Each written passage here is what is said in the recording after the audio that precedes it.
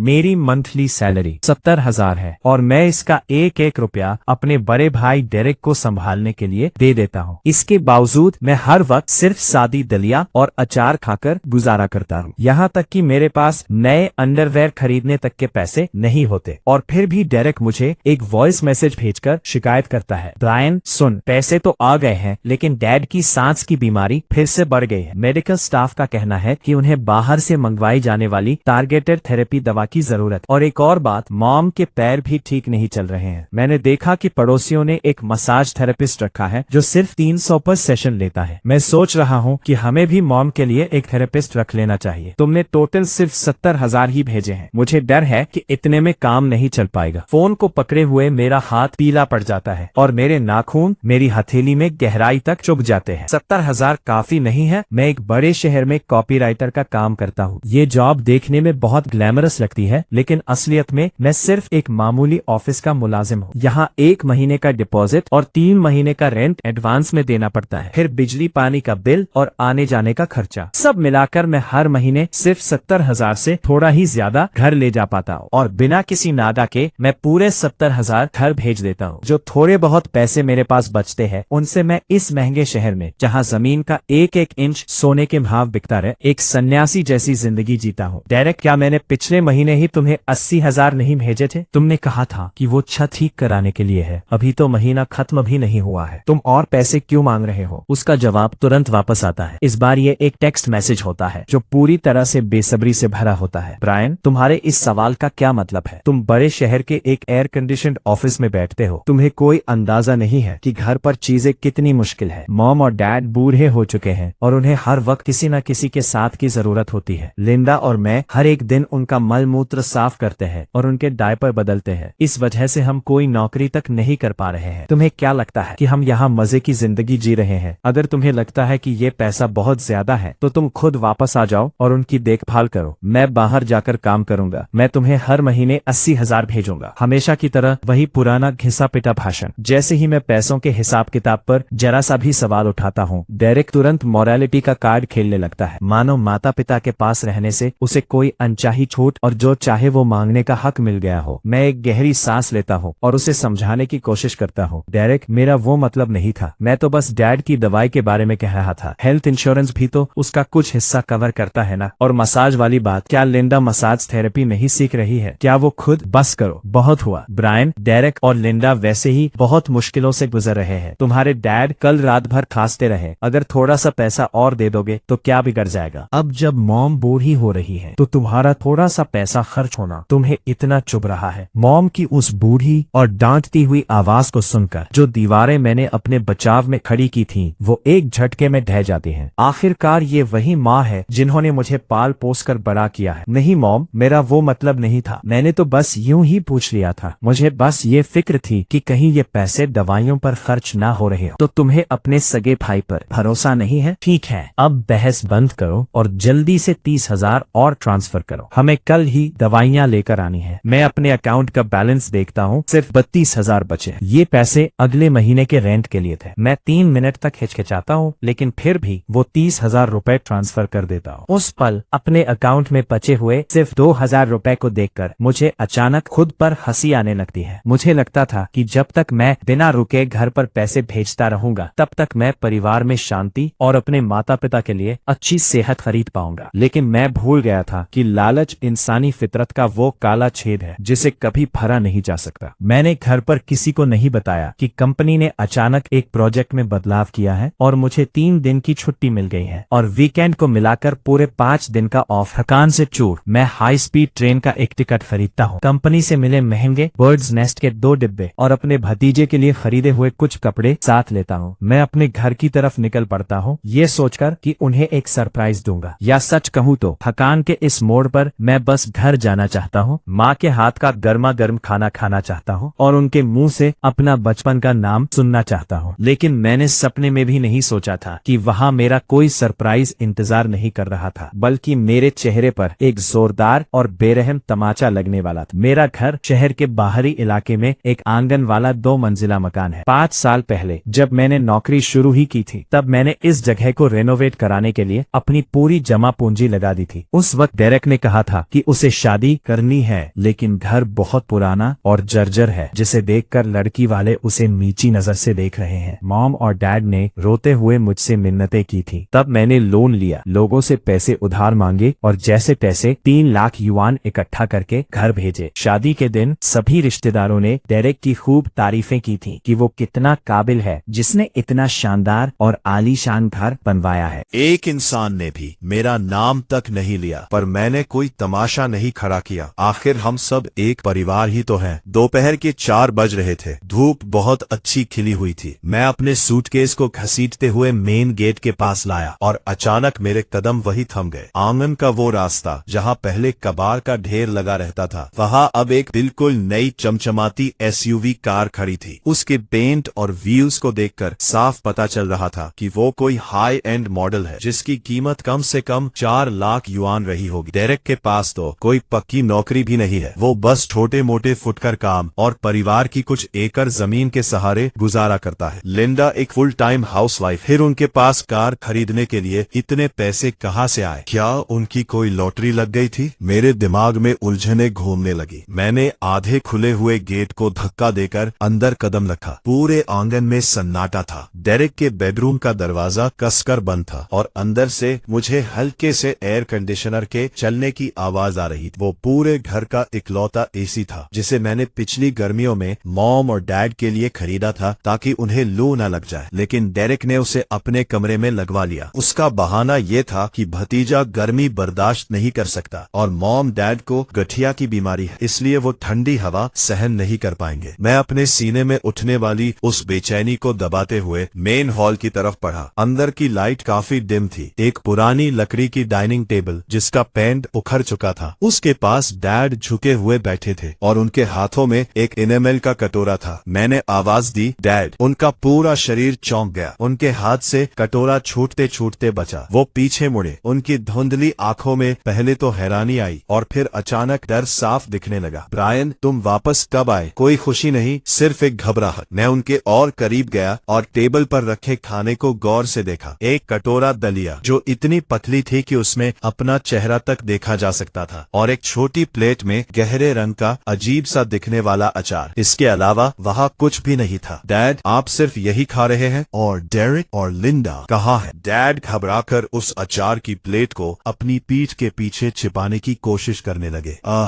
मैं बस कुछ हल्का खाना चाहता था। हल्का खाना सेहत के लिए अच्छा होता है। तुम्हारी मॉम तो ताश खेलने गई है और डेरिक और लिंडा तुम्हारे भतीजे को लेकर शहर के KFC गए। KFC? मैंने डैड की कलाई को देखा जो सिर्फ हड्डियों का ढांचा रह गई थी। मुझे 1 हफ्ते पहले फोन पर कही गई डेरिक की बातें याद आने लगी। डैड की सास की बीमारी बढ़ गई है। उन्हें बाहर की दवाई चाहिए। मॉम को मसाज चाहिए। मॉम और डैड की तबीयत बहुत खराब है। उन्हें अच्छे न्यूट्रिशन की जरूरत है। कहाँ है वो बाहर से मंगवाई हुई दवाई? डेरिक ने तो कहा था कि आपको टारगेटेड थेरेपी ड्रग्स की जरूरत है, वो वाली जो 2000 से ज्यादा की एक बोतल आती है। कहाँ है वो? डैड की नजरें चुराने लगी। वो हकबकाते हुए बोले, हाँ ली सारी, अभी आज ही खत्म हुई है। तो उसकी बोतल कहाँ है? मुझे उसका ब्रांड देखने दीजिए। अगली बार मैं इसे शहर से खुद खरीद कर भेज दूंगा। मैं बात को वही नहीं छोड़ता, बल्कि लगातार उन पर दबाव बनाता हूँ। फेंक दी उसे। बीमारी की चीज को घर में रखना अपशकुन होता है। उस कबाड़ को संभाल कर क्यों रखना? डैड अचानक अपनी आवाज ऊंची कर लेते हैं, मानो तेज बोलकर वो अपने गुनाह और झूठ को छुपा सकते हो। मुझे उनकी बात पर जरा भी भरोसा नहीं होता। मैं मुड़ता हूँ और कोने में रखे डस्टबिन की तरफ बढ़ने लगता हूँ। अरे तुम कचरे में क्या ढूंढ रहे हो? वो गंदा है। डैड घबरा जाते हैं। वो मुझे रोकने के लिए खड़े होने की कोशिश करते हैं, लेकिन उनके पैर डगमगा रहे हैं। वो मुझ तक पहुंच ही नहीं पाते। मैं डस्टबिन के ढक्कन पर अपना पैर मारकर उसे खोलता हूँ। अंदर सिर्फ अंडे के कुछ छिलके, सड़ी हुई सब्जियों के पत्ते और एक सफेद रंग की दवाई की बोतल पड़ी है। मैं नीचे झुककर उसे उठा लेता हूँ। वो एक मामूली सी सफेद प्लास्टिक की बोतल है। उसके लेबल पर लिखा है मुलेठी कफ टैबलेट्स। मैन्युफैक्चरिंग पिछले महीने की ही है। ये सिर्फ खांसी की दवा है जो कुछ रुपयों में मिल जाती है। ये कोई टारगेटेड थेरेपी ड्रग नहीं है, कोई बाहर की इम्पोर्टेड दवाई नहीं है। मेरे हाथ कांपने लगते हैं, सिर्फ गुस्से से नहीं बल्कि अपने ही परिवार के हाथों एक बेवकूफ की तरह इस्तेमाल किए जाने के उस कड़वे दर्द और दुख से। ओह, तो डेरिक जिस 2000 रुपए की बोतल वाली जीवन रक्षक दवा की बात कर रहा था, वो ये है। डैड का चेहरा गुस्से और शर्म से लाल पड़ जाता जाता है। क्या तुम मुझसे पूछताछ कर रहे हो? मेरी जो मर्जी होगी मैं वो दवा खाऊंगा, इसमें क्या बुराई है? ये खांसी के लिए बहुत बढ़िया काम करती है। मुझे वो विदेशी चीजें रास नहीं आती। उनके होंठ कांप रहे हैं। अचानक वो टेबल पर अपनी चॉपस्टिक्स को जोर से पटक देते हैं। तो फिर वो पैसे कहाँ गए? मैंने पिछले हफ्ते 70,000 भेजे, परसों 30,000 भेजे, पूरे 1 लाख रुपए, और आपको खाने में सिर्फ दलिया और कुछ रुपयों की खांसी की गोली मिल रही है।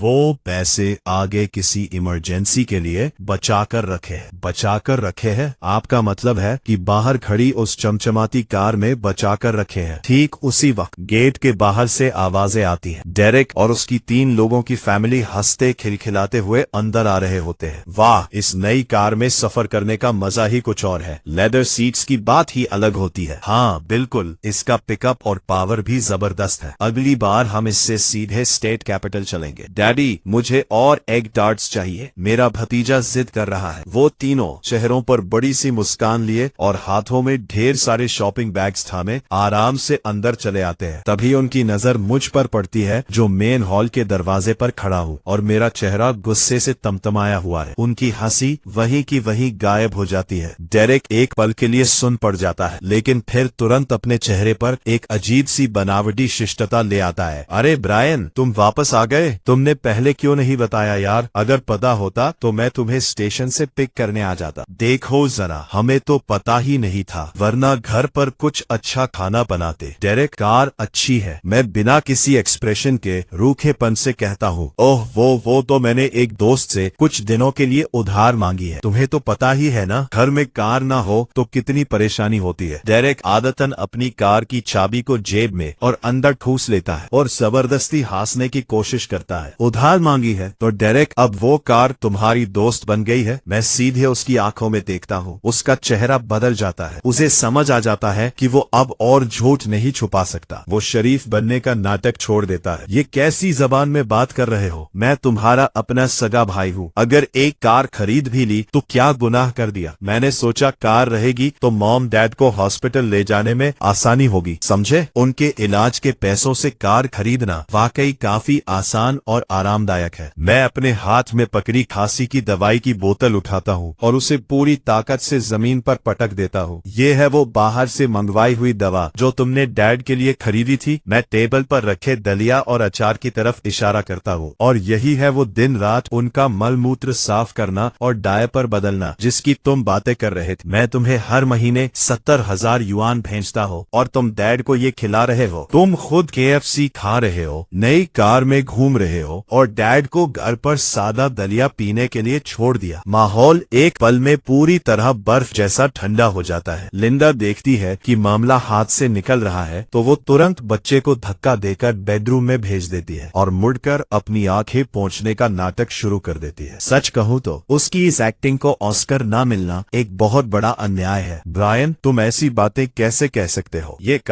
कार पूरे परिवार के लिए है। तुम्हें क्या पता, पिछली बार जब आधी रात को मॉम को तेज बुखार तो हमें कोई टैक्सी नहीं मिल रही थी। डेरेक उन्हें अपनी पीठ पर लादकर पूरे 3 मील पैदल चला था। हमारी आंखें भर आई थी वो मंजर देखकर, इसीलिए हमने अपने दिल पर पत्थर रखकर इस कार के लिए लोन लिया। इसका डाउन पेमेंट भी दूसरों से उधार लेकर भरा है। हमें हर महीने इस लोन की 6,000 से ज्यादा की किश्त चुकानी पड़ती है। तुम्हें क्या लगता है हमारे लिए ये सब बहुत आसान है? उधार लिया था, डाउन पेमेंट के वो पैसे उसी इलाज के फंड से आए थे ना, जो मैंने मॉम और डैड के लिए भेजे थे। बस बहुत हुआ, तुम घर आते ही चिल्लाना शुरू कर देते हो। क्या एक छोटे भाई की तमीज ऐसी होती है? डेरेक जो कुछ भी करता है वो मेरे लिए और इस परिवार के लिए करता है। वो हर वक्त मेरे पास रहता है और मेरी देखभाल करता है। भले ही उसका कोई बड़ा नाम ना हुआ हो, लेकिन उसकी इस कड़ी मेहनत और सेवा का मोल तो है। अगर उसने थोड़े पैसे ले भी लिए तो क्या गलत किया? ये उसका हक है। और तुम साल में कितनी बार घर आते हो बताओ? कुछ गंदे सड़े पैसे भेजने के अलावा क्या तुमने एक दिन के लिए भी एक अच्छे बेटे का फर्ज निभाया है? तुम जैसे एहसान फरामोश कचरे की यहाँ कोई जरूरत नहीं है। निकलो यहाँ से। डैड की दहाड़ पूरे कमरे में गूंज उठती है। डेरेक और लिंडा एक तरफ खड़े होकर मुझे देख रहे हैं और उनके होठों के कोने एक घमंडी और ठंडी मुस्कान के साथ सिकुड़ जाते हैं। उस पल मैं अपने सामने खड़े इस जाने पहचाने मगर अजनबी पिता को देखता हूँ और अचानक मेरे अंदर एक अजीब सी सिहरन दौड़ जाती है। तो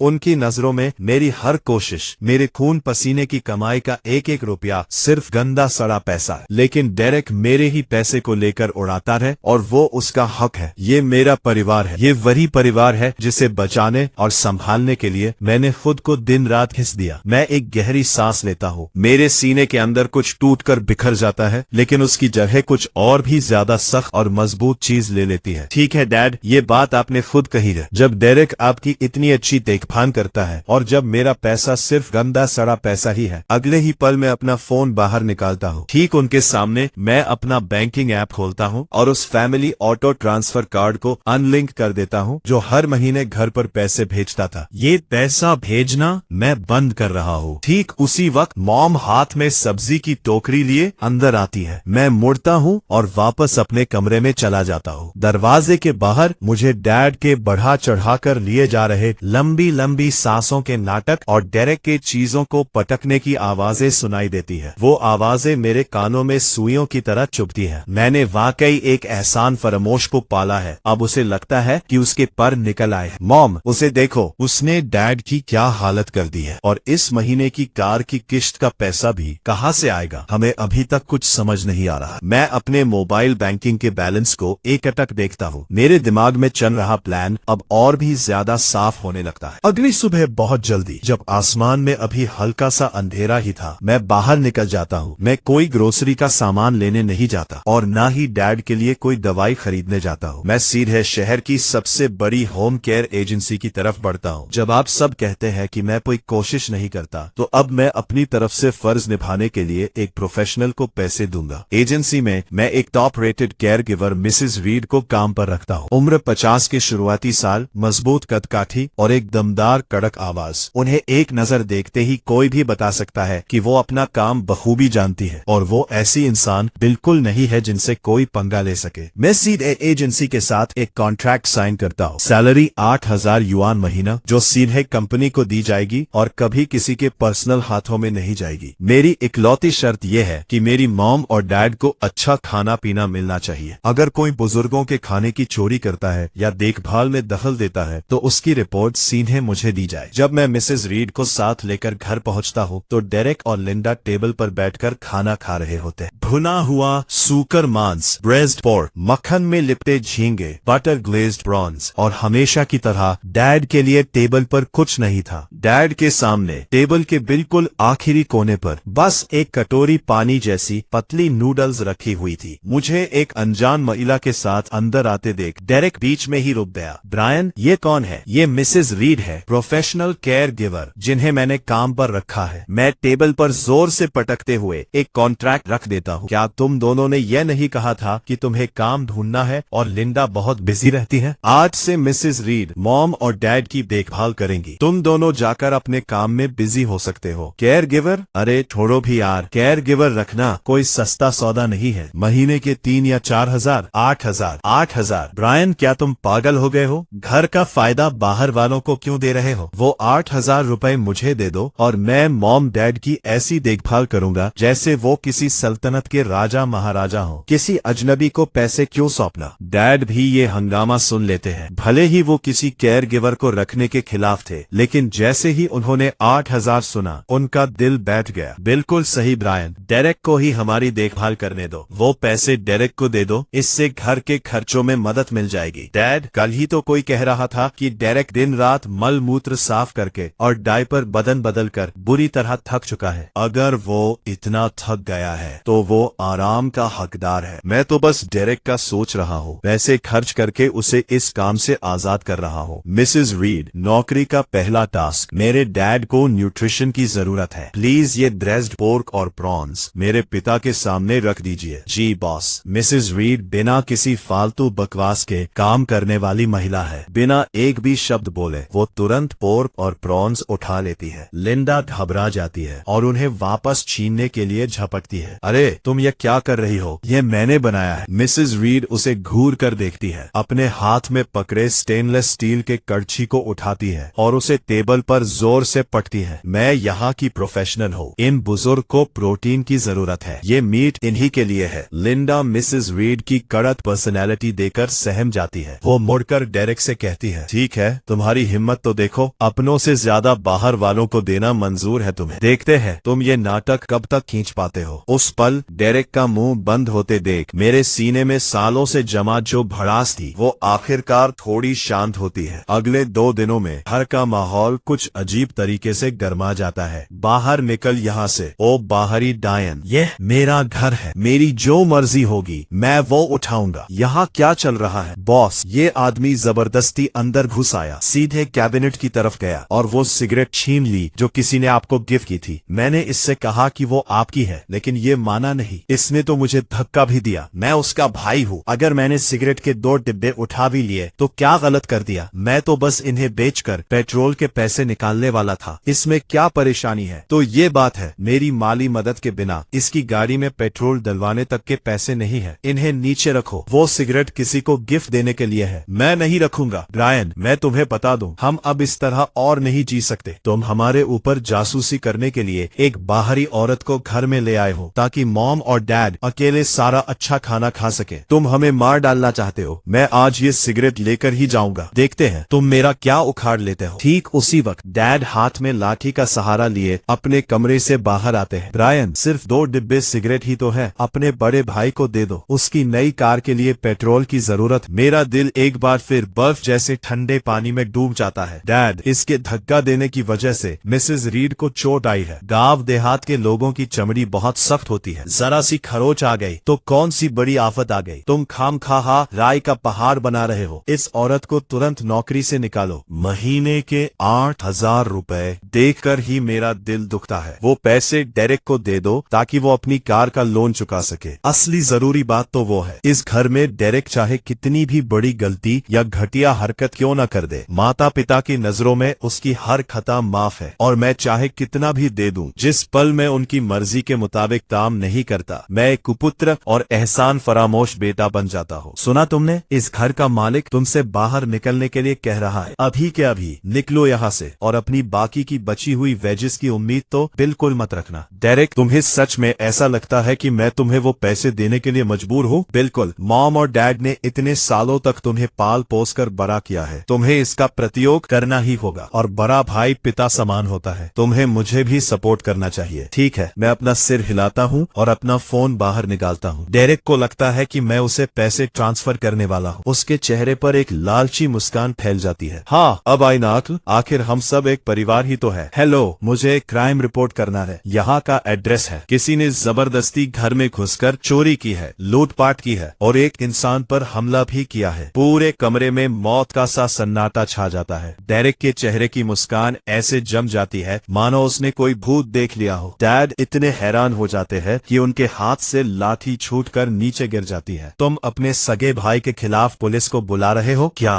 तुम्हारा दिमाग खराब हो गया है। मैं पागल नहीं हूँ। अगर आप सबको सिर्फ पैसों की फिक्र है, परिवार की नहीं, तो चलिए अब इस बात का फैसला कानून के जरिए ही करते हैं। 1400 युआन से ज्यादा की लूटपाट जेल की हवा खिलाने के लिए काफी होती है। मिसेज रीड, जब पुलिस आ जाए तो आप जाकर अपनी चोट का मेडिकल डॉक्यूमेंटेशन करवा लीजिएगा। जी समझ गई। ब्रायन, मैं इसे वापस रख रहा हूँ। ठीक है, बात को यही खत्म करो। अब बहुत देर हो चुकी है। मैंने अभी तुम्हें एक मौका दिया था। ब्रायन, तुम पुलिस को नहीं बुला सकते। अगर उन्होंने तुम्हारे भाई को अरेस्ट कर लिया तो कार का लोन कौन भरेगा? तो इनका ये सारा घमंड और हैकड़ी मेरी बर्दाश्त करने की ताकत पर टिकी हुई थी। कार का लोन नहीं भर सकते तो कार बेच दो। नहीं नहीं, अगर हमने कार बेच दी तो हम गांव में किसी को मुंह दिखाने लायक नहीं रहेंगे। हमारी क्या इज्जत रह जाएगी? ये तुम्हारी प्रॉब्लम है। मैं मिसेज रीड की तरफ मुड़ता हूँ और कहता हूँ, मिसेज रीड, आज से आपको सिर्फ मेरे मॉम और डैड के कमरे की देखभाल करनी है। बाकी किसी भी जगह की फिक्र करने की आपको जरूरत नहीं है। अगर कोई आपको दोबारा छूने की हिम्मत भी करे तो सीधे पुलिस को फोन लगा देना। 1 हफ्ते बाद मैं ऑफिस में एक मीटिंग में व्यस्त था। टेबल पर रखा मेरा फोन पागलों की तरह वाइब्रेट करने लगता है। स्क्रीन पर मिसेज रीड का नाम चमक रहा था। मुझे तुरंत किसी अनहोनी का एहसास हुआ। मैं चुपके से कॉन्फ्रेंस रूम से बाहर निकल आया। हेलो बॉस, एक गड़बड़ हो गई है। मुझे बहुत अफसोस है। मैं बस पीछे के आंगन में एक कंबल सुखाने गई थी और जब वापस आई तो देखा कि बूढ़ी अम्मा का सोने का ब्रेसलेट गायब है। वो ऐसे कैसे गायब हो सकता है? आज आपके भाई की कार के लोन की किश्त भरने का दिन है। सुबह बैंक वालों ने उन्हें फोन करके बहुत डांटा। थोड़ी देर पहले मैंने आपके भाई को दबे पांव अम्मा के कमरे से बाहर निकलते देखा था और उसके बाद वो अपनी मोटरसाइकिल पर बैठकर तेजी से कहीं निकल गए। जब अम्मा जागी तो उन्होंने अपनी कलाई टटोली और देखा कि ब्रेसलेट गायब है और अब वो घर पर बैठी रो रही है। तो जब गीदड़ की मौत आती है तो वो शहर की तरफ भागता है। मिसेस रीड, आप पहले मेरी मॉम को संभालिए, उन्हें शांत कीजिए, ऐसा न हो कि वो इस टेंशन में बीमार पड़ जाए। मैं अभी अपनी बड़ी बहन को फोन करता हूँ। मैं फोन काटता हूँ और फियोना का नंबर डायल करता हूँ। हेलो ब्रायन, आज अचानक कैसे याद किया? सब ठीक तो है? फियोना, एक मुसीबत हो गई है। डेरेक ने मॉम का सोने का ब्रेसलेट चुरा लिया है और उसे बेचने गया है। कह रहा था कि उसे कार का लोन चुकाना है। क्या? डेरेक, वो कमीना, वो ब्रेसलेट तो। फियोना की आवाज अचानक बीच में ही पट जाती है। उसका लहजा अजीब और घबराहट से भरा हो जाता है। क्या हुआ उस ब्रेसलेट को? कुछ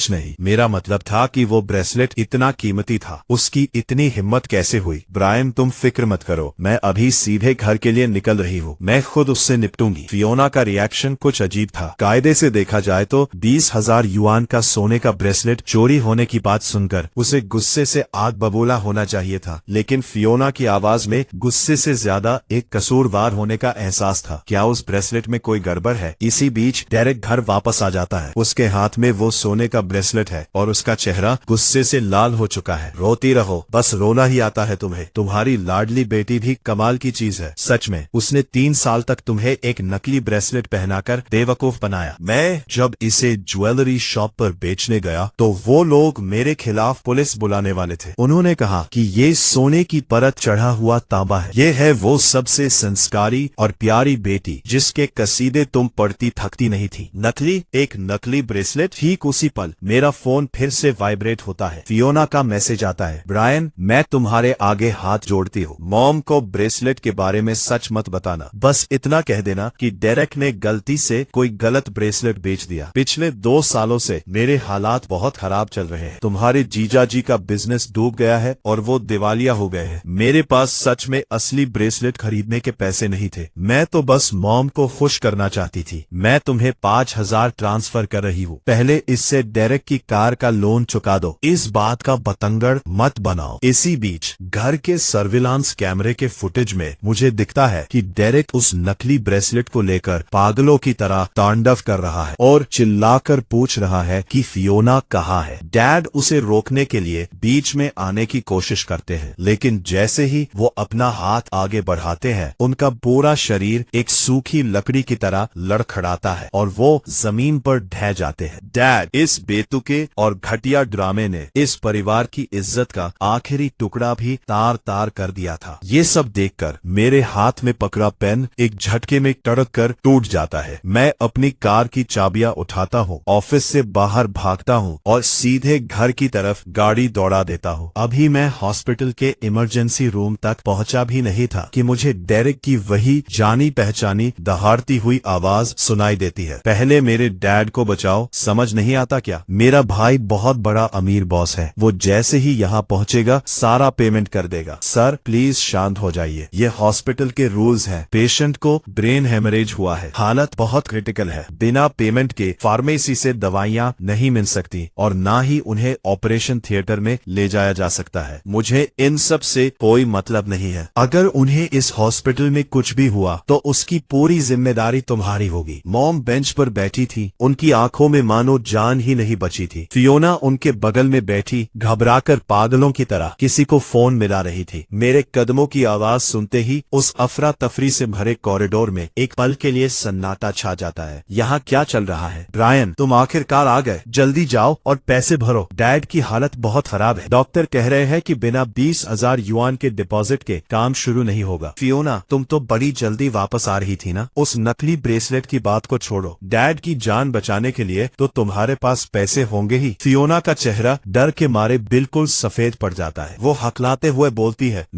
मेरे सारे बैंक अकाउंट्स फ्रीज हो चुके हैं। ब्रायन, तुम्हें तो पता ही है ना कि तुम्हारे जीजाजी का बिजनेस डूब चुका है। और तुम्हारा क्या हाल है डेरेक? डैड की हर महीने की पेंशन तो तुम्हारे ही हाथों में आती रही है। पिछले 1 साल में वो भी कई हजारों में रही होगी। वो पैसे तो घर के राशन पानी और गाड़ी के पेट्रोल के लिए भी पूरे नहीं पड़ते। मेरे पास सेविंग्स कहाँ से होंगी? ब्रायन, तुम इस नाजुक वक्त में भी पाई पाई का हिसाब रख रहे हो? क्या तुम डैड को अपनी आंखों के सामने मरते हुए देखना चाहते हो? बस बहुत बहुत हुआ, मुझे तुम लोगों के ये घटिया और बकवास बहाने अब और नहीं सुनने। देखा नर्स, मैंने क्या कहा था, मेरे भाई के पास बहुत पैसा है, उसके कार्ड में हमेशा लाखों रुपए रहते हैं, इसमें से ज्यादा पैसे काट लो और डैड के लिए सबसे बेस्ट और महंगी दवाई का इस्तेमाल करना। इस कार्ड से पेमेंट कर दीजिए, पूरे 50,000 काट लीजिए, लेकिन मेरी एक शर्त है, ये पैसा सिर्फ और सिर्फ इसी हॉस्पिटल में होने वाले इलाज के खर्च के लिए इस्तेमाल होगा। इलाज के बाद जो भी पैसे बचेंगे वो सीधे इसी ओरिजिनल कार्ड में रिफंड होने चाहिए। किसी को भी यहाँ से कैश निकालने की इजाजत नहीं होगी। ब्रायन, तुम्हारे इस ड्रामे का क्या मतलब है? तुम हमें चोर समझ रहे हो क्या? लिंडा और मैं यहाँ रात दिन जाकर डैड की देखभाल करेंगे, तो क्या हमें खाने पीने के लिए पैसे नहीं चाहिए? क्या हमें आने जाने के लिए टैक्सी का किराया नहीं चाहिए? तुम्हारे खाने पीने और टैक्सी के खर्चों से मेरा कोई लेना देना नहीं है। मैं यहाँ डैड की जान बचाने के लिए पैसे दे रहा हूँ, तुम लोगों की आवारागर्दी और अय्याशी के लिए नहीं। सर्जरी को खत्म होने में पूरे 4 घंटे का वक्त लगता है। डैड की जान तो बच जाती है, लेकिन उन्हें पैरालिसिस लकवा मार जाता है। उनके शरीर का दाहिना हिस्सा अब हिल डुल नहीं सकता और उनकी जबान भी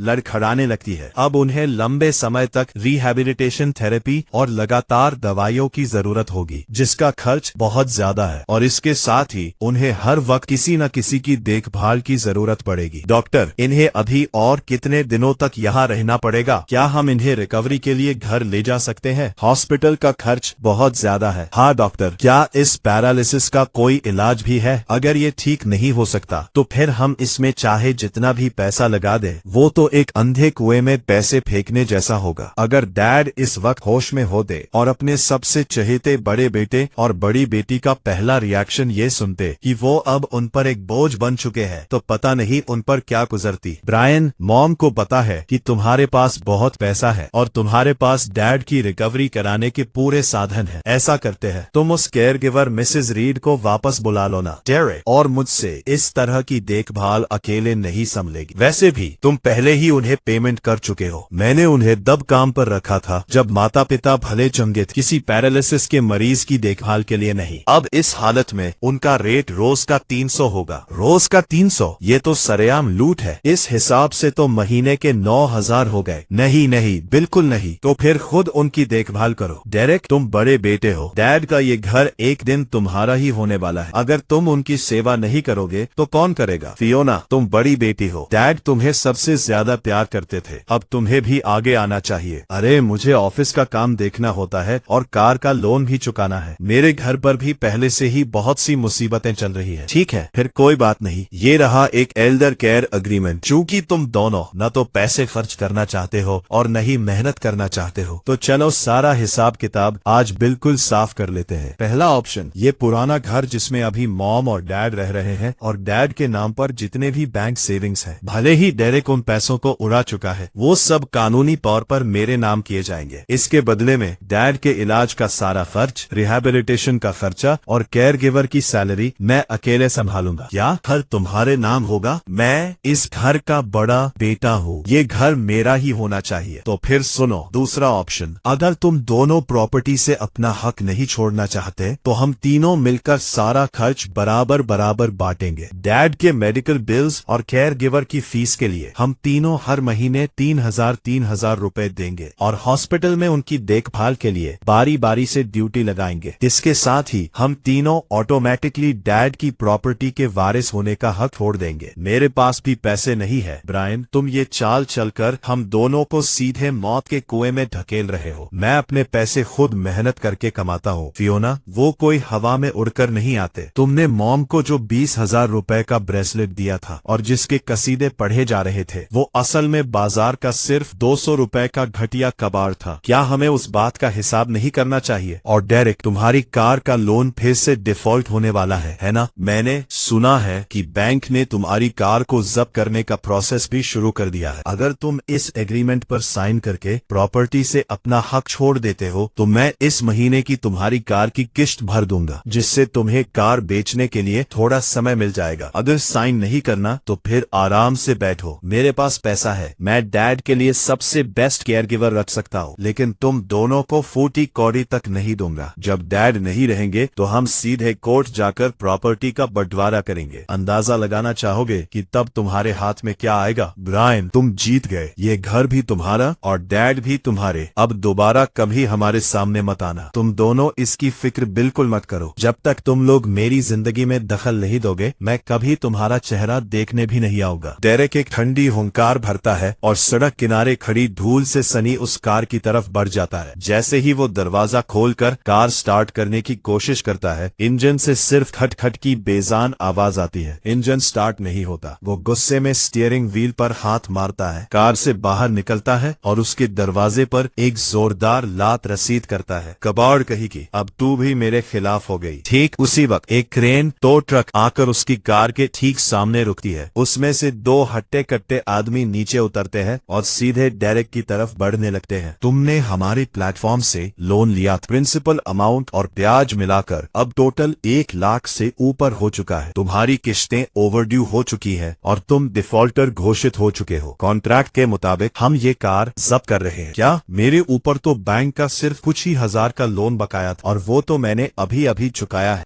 वो तो कार का लोन था, लेकिन जो गड्ढा तुमने ऑनलाइन लोन्स लेकर खोदा है, तुम अच्छे से जानते हो कि वो कितना बड़ा है। गाड़ी उठाओ। वो दोनों आदमी बड़ी फुर्ती से कार में टो चैन फंसाने लगते हैं। लिंडा डर के मारे अपने मुंह पर हाथ रख लेती है। नहीं, तुम इसे नहीं ले जा सकते। ये हमारी आखिरी उम्मीद है, हमारी इज्जत है। उन आदमियों में से एक डेरेक को बिना किसी तमीज के कार से बाहर खींचता है और जमीन पर पटक देता है। कार धीरे धीरे क्रेन से ऊपर उठने लगती है। डेरेक जमीन पर लौटता है, घिसटते हुए मेरे पास आता है और धड़ाम से अपने घुटनों के बल बैठ जाता है। वो गिड़गिड़ाते हुए भीख मांगने लगता है। ब्रायन, मुझे बचा दो प्लीज। वो 1 लाख चुकाने में मेरी मदद कर दो। मैं तुम्हारे आगे हाथ जोड़ता हूँ, तुम्हारे पैर पड़ता हूँ। एक वक्त था जब इसका जुए का कर्ज चुकाने के लिए मैंने लगातार 3 महीने तक सिर्फ इंस्टेंट नूडल्स खाकर गुजारा किया था। आज इसे एक कुत्ते की तरह गिड़गिड़ाते देख मुझे सिर्फ तरस आ रहा था। डेरेक, कार तो गई और तुम्हारी वो झूठी इज्जत और घमंड भी चला गया। रही बात तुम्हारे कर्ज की, तो क्या? इसके बाद मैं अपना फोन निकालता हूँ और मिसेज रीड को एक मैसेज भेजता हूँ। मिसेज रीड, आज से आपको सिर्फ उस लकवाग्रस्त बूढ़े आदमी की देखभाल करनी है। बाकी किसी और के नखरे उठाने में मुझे कोई दिलचस्पी नहीं है। इस घर का आज से असली मालिक मैं हूँ। अगली दोपहर मॉम जमीन पर ढह जाती है। उनकी आंखें बिल्कुल सूनी है और उन्होंने हाथ में पीतल का वो सोने की परत चढ़ा नकली ब्रेसलेट कसकर पकड़ा हुआ है। सब झूठे हैं। एक एक करके सबके सब धोखेबाज निकले। कार भी चली गई। मेरी नाक कट गई पूरे इलाके में। डेरेक तूफान की तरह मेन हॉल में घुसता है। मॉम के हाथ से वो नकली ब्रेसलेट छीनता है और उसे दीवार पर जोर से दे मारता है। ब्रेसलेट के 2 टुकड़े हो जाते हैं और वो जमीन पर गिर पड़ता है। लो, हो गया कल्याण। अब पूरे गांव को पता चल चुका है कि मैं एक खटारा कार तक संभाल कर नहीं रख सका। डैड कांपते हुए अपनी लाठी के सहारे धीरे धीरे बाहर आते हैं। वो जमीन पर बिखरा मलबा देखते हैं और डेरेक को तमाशा करते हुए पाते हैं। उनका चेहरा डर और गुस्से से काला पड़ जाता है। एक हल्की सी आवाज के साथ लाठी उनके हाथ से छूटकर उस ग्रे ईंटों वाले फर्श पर गिर जाती है। रॉबर्ट, ये सुनते ही मिसेज रीड दौड़कर कमरे में आती है, मेरे डैड के सिर को संभालती है और तुरंत मुझे फोन लगाती है। बॉस, जल्दी एम्बुलेंस बुलाइए। मिस्टर रॉबर्ट को देखकर लग रहा है कि उन्हें स्ट्रोक आया है। तो ये है वो बेटा और बेटी जिन्हें आपने अपनी पूरी जिंदगी सिर पर चढ़ाया और लाड़ प्यार दिया, और आखिरकार इन्हीं लोगों ने आपको हॉस्पिटल के बिस्तर तक पहुंचा दिया। जब मैं शहर के हॉस्पिटल के इमरजेंसी रूम में पहुंचता हूँ तो मॉम पूरी तरह से बेबस होकर अपने आंसू पोंछ रही होती है। ब्राउन, तुम आखिरकार आ गए। डॉक्टर ने कहा है कि ये ब्रेन हेमरेज है, उन्हें तुरंत सर्जरी की जरूरत है। इसमें बहुत पैसा लगेगा। ब्रायन, क्या तुम पैसे लेकर आए हो? जल्दी जाओ और पेमेंट करो। डॉक्टर बार बार दबाव बना रहे हैं। उन्हें 50,000 युआन का डिपॉजिट चाहिए। मैं मॉम का हाथ झटक देता हूँ और नर्स के काउंटर की तरफ कदम बढ़ाता हूँ। मैं रॉबर्ट का बेटा हूँ। उनकी क्या कंडीशन है? आप उनके परिवार से है तो जल्दी फैसला कीजिए। उनके दिमाग में ब्लीडिंग बहुत ज्यादा हुई है। क्लॉट खून का थक्का निकालने के लिए तुरंत सर्जरी करनी होगी, वरना पैरालिसिस होने का बहुत ज्यादा चांस है। यहाँ तक कि जान भी जा सकती है। सर्जरी का कितना खर्च आएगा? 50,000 डिपॉजिट। उसके बाद आईसीयू का खर्च उनकी कंडीशन पर डिपेंड करेगा। आप लगभग 1 लाख का इंतजाम रखिए। 1 लाख? ये तो सरेआम लूट है। नर्स, क्या हम सर्जरी के बिना काम नहीं चला सकते? हमारे गांव में भी एक बुजुर्ग को स्ट्रोक आया था। उन्होंने बस कुछ गोलियां ली, ग्लूकोज की बोतल चढ़वाई और वो ठीक हो गए। उनके कोई 1 लाख खर्च नहीं नहीं हुए। हर मरीज की कंडीशन अलग होती है। आपके परिवार के सदस्य की ब्लीडिंग जिस लेवल पर है, बिना सर्जरी के वो नहीं बच पाएंगे। अगर वो नहीं बचते तो न सही। जैसे ही डेरेक के मुंह से ये बात निकलती है, कॉरिडोर में खड़ा हर एक इंसान घूमकर हमें बड़ी हैरानी और झटके के साथ देखने लगता है। डेरेक, तुमने अभी अभी क्या कहा? तो क्या मैंने कुछ गलत कहा? डैड पहले ही 70 के हो चुके हैं। उन्हें हाई ब्लड प्रेशर और डायबिटीज भी है। अगर हम 1 लाख खर्च करके उन्हें बचा भी ले और बाद में उन्हें पैरालिसिस हो गया तो हमारे परिवार के पास इतने पैसे नहीं है कि हम उन्हें ऐसे ही नाली में बहा दे। मेरी कार तो पहले ही जब्त हो चुकी है। ये कहते हुए वो मेरी तरफ मुड़ता है। उसकी आंखों में एक अजीब सा जहरीला लालच साफ दिख रहा था। ब्रायन के पास बहुत पैसा है, लेकिन उसके पैसों से पहले मेरी कार वापस छुड़ानी होगी। हम एक ऐसे बूढ़े आदमी के चक्कर में जिंदा लोगों की जिंदगी बर्बाद नहीं कर सकते, जो वैसे भी मरने वाला है। तो तुम्हारा मतलब है कि हम इलाज बंद कर दें? इसे कंजर्वेटिव ट्रीटमेंट, बिना सर्जरी का इलाज कहते हैं। हम बस उन्हें ग्लूकोज की बोतल चढ़वाएंगे और बाकी सब किस्मत पर छोड़ देंगे। और तुम यहाँ बड़े संस्कारी बेटे बनने का नाटक मत करो। अगर तुम्हारे पास औकात है तो पैसे भरो। अगर तुम 1 लाख देने को तैयार हो तो जाओ और उन्हें बचा लो। मेरे पास तो फूटी कौड़ी नहीं है। कितना बड़ा पाप है, कितना बड़ा पाप है। ये तुम्हारा अपना सगा बाप है। तभी मेरा फोन बज उठता है। ये फियोना का फोन था। ब्रायन, मैंने सुना कि डैड बीमार है। मैं अभी शहर से बाहर जाने वाले रास्ते पर हूँ, तो मैं वापस नहीं आ पाऊंगी। तुम अभी के लिए इसे संभाल लो। और जहाँ तक पैसों की बात है, तुम्हें तो पता ही है ना कि तुम्हारी बहन का वक्त कितना खराब चल रहा है। तभी ऑपरेशन थिएटर का दरवाजा झटके से खुलता है। डॉक्टर हाथ में सर्जरी कंसेंट फॉर्म, सहमति पत्र लिए बाहर आते हैं। क्या आप लोगों ने फैसला किया? अगर आपने अभी साइन नहीं किया तो बहुत देर हो जाएगी। डेरेक आराम से बेंच पर बैठ जाता है। मैं साइन नहीं करूंगा। पैसे नहीं है। तुम बड़े बेटे हो। अगर तुम साइन नहीं करोगे तो कौन करेगा? ये एक इंसान की जान का सवाल है। अगर हमें कुछ करना ही है तो हम कंजर्वेटिव ट्रीटमेंट करेंगे। जिंदगी और मौत किस्मत के हाथ में होती है। इस पूरे मंजर को देखकर मैं अचानक हंसने लगता हूँ, इतना कि मेरी आंखों में आंसू आ जाते हैं। डैड, अगर आप इस वक्त होश में होते और अपने सबसे प्यारे बड़े बेटे के मुंह से ये शब्द सुनते तो आपको कैसा लगता? मैं साइन करूंगा। तुम साइन करोगे? किस हैसियत से? क्या तुम्हारे पास पैसे भी है? ब्रायन, मैं तुम्हें साफ साफ बता दूं, अगर तुम ये पैसे दे रहे हो तो ये तुम्हारी अपनी मर्जी है। इस उम्मीद में मत रहना कि परिवार तुम्हें एक भी फूटी कौड़ी वापस करेगा। और सच कहूँ तो इससे बेहतर होता कि तुम वो पैसे मुझे दे देते। हम वापस गांव चलते और किसी झोला छाप डॉक्टर से इलाज करवा लेते। दफा हो जाओ यहाँ से। मेरा खूंखार रूप देखकर डेरेक डर जाता है और अपना हाथ पीछे खींच लेता है। नर्स, इस कार्ड से 50,000 काट लीजिए। अगर कम पड़े तो मैं और दे दूंगा। सबसे बेस्ट दवाइयों का इस्तेमाल करना और इन्हें सबसे अच्छे आईसीयू में शिफ्ट करना। जी, समझ गई। लिंडा उस पेमेंट रिसीट को एकटक देखती है और उसकी आंखों में गुस्सा उतर आता है। 50,000, पूरे 50,000। ब्रायन, तुम सच में रईसजादे बने फिर रहे हो और पैसे पानी की तरह बहा रहे हो। तुम हॉस्पिटल वालों की जेबें भरना पसंद करोगे, लेकिन अपने सगे भाई की मदद नहीं कर सकते। ऑपरेशन थिएटर की लाइट एक बार फिर जल उठती है। डैड को स्ट्रेचर पर अंदर ले जाया जाता है। मैं मुड़ता हूँ और अपने इन सो कॉल्ड नाम के परिवार वालों की तरफ देखता हूँ। कान खोलकर सुन लो, ये पैसा मैंने डैड को लोन के तौर पर दिया है। इसका तुम लोगों से कोई लेना देना नहीं है। आज से ही मैं डैड की देखभाल के लिए 24 घंटे की रोटेशन पर 2 full time professional care giver रख रहा हूँ। तुम में से किसी को भी उनके इलाज में दखल देने की इजाजत नहीं है और कोई भी मेडिकल फंड के 1 भी रुपए को हाथ नहीं लगाएगा। किस हक से? मैं परा बेटा हूँ। पैसों का मैनेजमेंट मुझे संभालना चाहिए। तुम संभालोगे पैसों का मैनेजमेंट? मैं बिना किसी हड़बड़ाहट के शांति से अपना फोन निकालता हूँ, स्क्रीन पर टैप करता हूँ और उसकी वॉल्यूम पूरी बढ़ा देता हूँ। अगर वो नहीं बचते तो ना सही। अगर हम 1 लाख रुपए खर्च करके उन्हें बचा भी ले और बाद में उन्हें पैरालिसिस हो गया तो वो वॉइस रिकॉर्डिंग पूरे कॉरिडोर में गूंजने लगती है। वहाँ मौजूद दूसरे मरीजों के घर वाले घूमकर डेरेक को बड़ी घृणा और नफरत भरी नजरों से देखने लगते हैं। तुमने मुझे जाल में फंसाया है। मैं ये सब बस खुद को तुम जैसे लोगों से बचाने के लिए कर रहा हूँ। डेरेक, कैसा रहेगा अगर मैं ये रिकॉर्डिंग गांव के व्हाट्सएप ग्रुप में डाल दूं? तुम्हारे बॉसेस को भेज दो और तुम्हारे उन तमाम 2 नंबर के आवारा दोस्तों को फॉरवर्ड कर दूं? तब वो तुम्हारे बारे में क्या सोचेंगे? नहीं, प्लीज इसे पोस्ट मत करना। ब्रायन, तुम्हारे भाई से गलती हो गई। मैं बस घबराहट में अपना आपा खो बैठा था। तो फिर अपना मुंह बंद रखो। तुम चाहते हो ना कि ये रिकॉर्डिंग लीक ना हो? ठीक है, तो अभी के अभी मेरी आंखों के सामने से गायब हो जाओ। जब तक सर्जरी लॉटरी चल रही है। मुझे तुम में से कोई भी यहाँ आसपास नहीं दिखना चाहिए। जब डैड को होश आएगा तो मैं खुद उन्हें बताऊंगा कि किसने उनकी जान बचाई और कौन उन्हें मरते हुए छोड़ देना चाहता था। जाओ, घर जाओ और देखो कि अब वहाँ बेचने के लिए कोई कीमती चीज बची भी है या नहीं। ब्रायन, तुम्हारा भाई, वो असल में मॉम, अगर आपने अब भी इसकी तरफदारी करने की कोशिश की तो मैं इस पूरे डिपॉजिट का रिफंड ले लूंगा और यहाँ से चला जाऊंगा। आखिरकार वो आपके पति हैं, मेरे नहीं। ये 1 लाख रुपए मैं किसी संस्कारी बेटे का फर्ज निभाने के लिए नहीं दे रहा हूँ, बल्कि खुद की अंतरात्मा को साफ रखने के लिए खर्च कर रहा हूँ। आज से इस परिवार के साथ कैसा बर्ताव करना है, इसका फैसला करने का पूरा हक सिर्फ मेरा है। हॉस्पिटल का वो कमरा दवाइयों की गंध से भरा हुआ था। डैड बेड पर लेटे थे, उनका आधा शरीर पूरी तरह से अकड़ चुका था और उन्हें पैरालिसिस मार गया था। डैड ने बहुत कोशिश करके अपने मुंह से ये शब्द निकाले। डैड, क्या आप डेरेक को ढूंढ रहे हैं? वो बहुत बिजी है, वो नहीं आ सकता। बिजी है? इस जुगाड़ में बिजी है कि उस जब्त हुई खटारा कार को वापस कैसे छुड़ाया जाए। इस जुगाड़ में बिजी है कि आपके इलाज के खर्चों में से पैसे कैसे बचाए जाए। इस हालत में भी वो जिस इंसान को देखना चाहते थे वो उनका वही लाडला बड़ा बेटा था जो उन्हें मरते हुए छोड़ देना चाहता था। आपको मेरी बात पर भरोसा नहीं है? मैं अपना फोन बाहर निकालता हूँ, एक बार फिर आखिरी बार मैं उस रिकॉर्डिंग को प्ले कर देता हूँ। डैड पहले ही 70 के हो चुके हैं और बाद में उन्हें पैरालिसिस हो गया तो